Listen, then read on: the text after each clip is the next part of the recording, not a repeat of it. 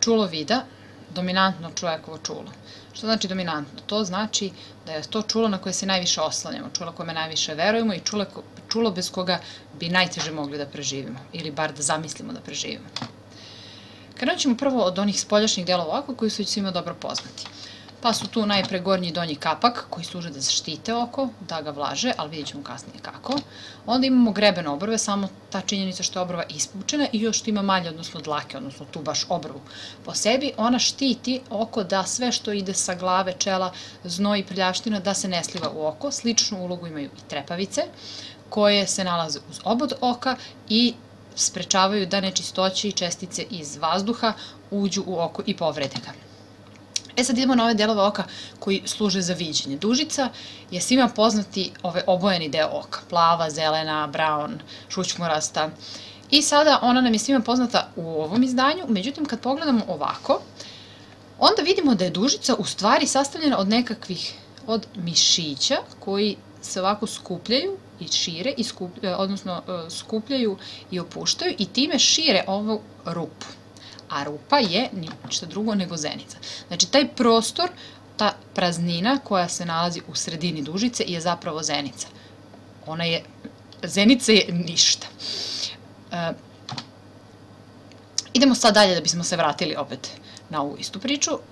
Beonjača, to je ovaj beli deo koji obavlja celu očnu jabučicu. Ono mu daje oblik i čvrstinu.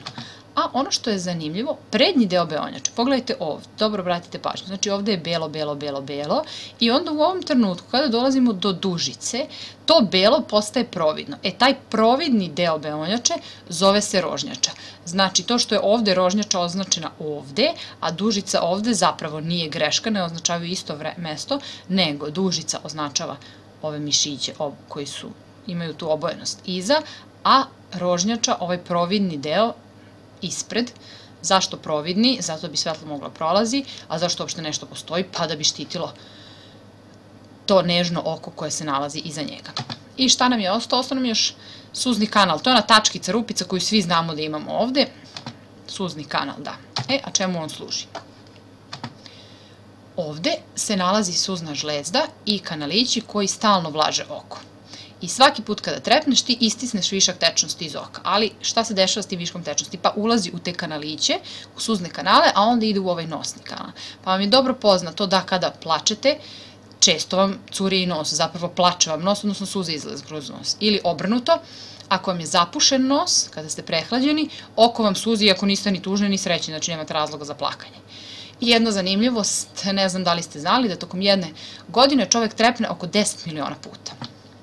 Oko se pomera, to mi je svima poznato, na jednu, na drugu stranu, na gore, na dole, obrće se levo, ulevo i udesno, sve zahvaljujući ovim silnim, ali sitnim mišićima oka. Sad da se podsjetimo, poznati delovi oka su nam providna rožnjača, kao nastavak beonjače, dužica sa rupom u sredini koja se zove zenica i evo ova sama beonjača. Sledeća nova stvar je sočivo. To je jedno telašce koje je mekano i ovde je zategnuto mišićima i ono se u stvari kako ga mišići zatežu, tako ono menja svoj oblik i time šteluje sliku, zapravo izoštrava sliku koja ulazi u naše oko. Odnosno, menja svoj oblik i tako menja način na koji zrak svetla ulazi u oko. Sudovnjača. Sudovnjača ima veze sa sudovima, naravno ne sa šerpama i loncima, već sa krvnim sudovima koji su neophodni da bi hranili oko. Dakle, krv dolazi i do oka i u ovom ovde sloju tih krvnih sudovima najviše i oni tako hrane svaku ćeliju oka, snabdevaju je hranom i kiseonikom. Sledeći unutrašnji sloj kada gledamo oka jeste mrežnjača, retina se zove i na srpskom, doktore ćete često čuti, koja je snabdevena mnoštvom fotoreceptora, fotoprijemnika, prijemnika svetlosti ili fotoprijemnika. Sve su to sinonimi. Posebno mesto na mrežnjači je žuta mrlja, tamo gde je vid najoštriji, odnosno gde kada padne zrak svetla vidimo najoštrije i za razliku, ovde ću se vratiti, i za razliku od žute mrlje, ovo je tačka gde kada padne fokus svetla ne vidimo, verovali ili ne. Staklasto telo je znači jedna pihtijasta masta koja se nalazi u cijelom ovom praznom prostoru i još imamo optički nerv koji ćemo vidjeti od čega se zapravo sastoji. Čim je nerv znači da je od nervnih završetaka i on u stvari transportuje signale iz oka do mozga. Evo ga, zrak svetla prolazi kroz zenicu, sočivo i pravo na žutu mrlju. Sad vidimo kako funkcioniše oko. Da bi oko funkcionisalo, potrebno je svetlo. Svetlosni zraci obasjavaju neko telo, predmet ili šta god već gledali u sočivu, baš zato što je takvo sočivasto. Taj predmet se okreće, odnosno slika predmeta se okreće i umanjuje. Zašto se umanjuje? Pa zašto ne bi mogla stane cijela na ovu žutu mrlju. I ta slika koju su primili fotoreceptori, odnosno koju su te ćelije za primanje svetla registrovali, šalje nervni impuls do centra u mozgu. Naravno, nas mozak vrlo dobro zna da se u oku dešava ovo obrtanje i mi u stvari normalno vidimo, zahvaljujući tome. Znači, on nekako dekodira tu sliku. Ako bi uvećali sada ovu žutu mrlju, da vidimo šta se u njoj zapravo dešava. Odavde dolazi svetlo. Ovo je ova zadnja strana, gde imaju neki sloj ćelija koji onako, da kažemo, pojačava taj odbljesak svetla. I svetlo sad prolazi kroz celu ovu šumu i dolazi do receptora svetla ili fotoprijemnika, fotoreceptora ili prijemnika svetla. Zovite ih kako hoćete. To su čepići i štapići, odnosno naučnici su ih nazvali čepići i štapići. To su nervne ćelije od kojih su jedne, ove što ih zovemo čepići, zadužene za viđenje svetla, a štapići, odnosno ove što ih zovu štapići, su zadužene za ostalo, odnosno za monohromatsko viđenje, što znači jednobojno viđenje. Ako to uvećamo ovde, evo vidimo ovde skupinu tih fotoreceptora i svetlo koje dođe do njih, ono njih u stvari stimuliše da oni promene stanje u pobuđeno stanje, odnosno da proizvedu struju, što je u ovom slučaju nervni impuls, kao i svaki nervni impuls je dakle neka mala struja, koja se prenosi sa jedne nervne ćelije na drugu, evo znači iz ovog ovde roze sloja u plavi sloj i vidimo onda da se nastavci u ovom plavom sloju u stvari svi slivaju zajedno. U šta se slivaju? Pa u optički nerv.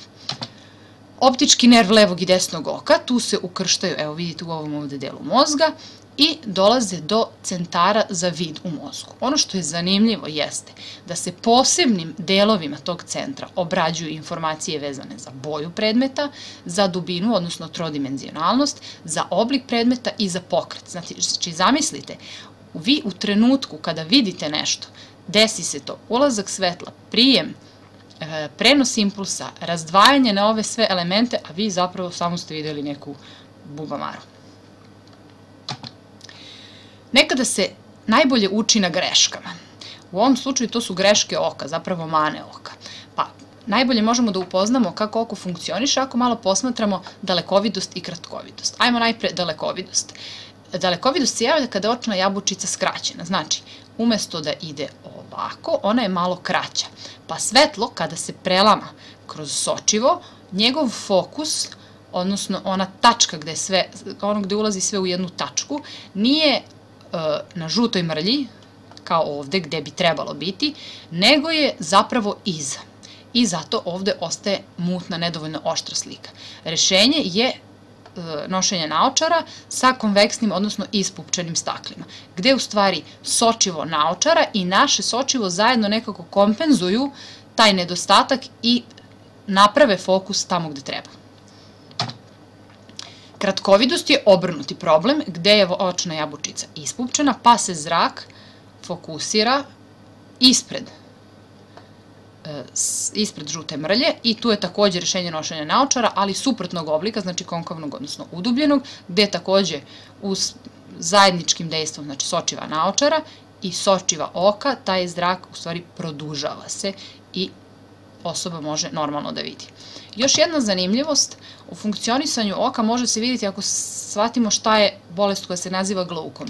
To je povišeni očni pritisak, odnosno posledice tog povišenog očnog pritiska. Naime, rekli smo da se u oku nalazi ona očna vodica koja se luči i posle drenira, odnosno odlazi, izlazi iz oka i stalno se luči nova jer je ona neophodna za funkcionisanje oka. Međutim, ukoliko se ti kanalići koji luče tu tečnost zapuše, pa ta tečnost nema gde da odlazi, povećava se pritisak u oku. To sad nama nešto govori. Jer kada se taj pritisak poveća, pritisnute su pre svega ćelije mrežnjače. Znači, svi oni fotoreceptori su pod pritiskom i ne mogu normalno funkcionišu. Naročito najosetljiviji deo gde je žuta mrlja. Dolazi do oštećenja tih fotoreceptora, može čak doći i do trajnog slepila.